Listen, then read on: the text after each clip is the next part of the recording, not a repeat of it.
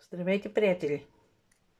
Представям ви едно мини албумче, което е за посрещане на бебенце момиченце в сладък розов цвят, по-точно е пепел от рози. Вътре в него могат да се съберат около 30 снимки в поредица от разгъвки. Ето, например, в горната част на капака. Тук е с това специално затваряне. Нататък продължаваме. Ето, тук е местенце за снимка. Може да си сложите тази, която ви е най-любима.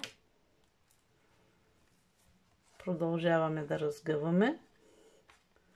В тази средна част има скрити местенца за снимки. Така, и тук в средата малко водопадче, както и местенци, където може да сложите още снимки.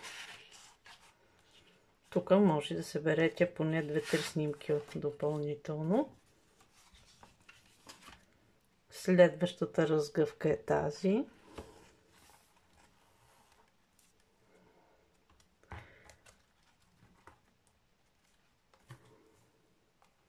Тук също има едно малко водопадче.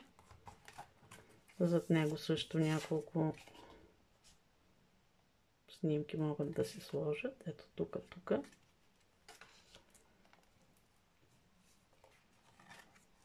И в крайна сметка крайният резултат е едно сладурско, приятно мини албумче, което е малко по-бюджетен вариант. Довиждане! Може да ме намерите в TikTok, в Facebook и в Instagram. Vanyard Handmade. До нови срещи!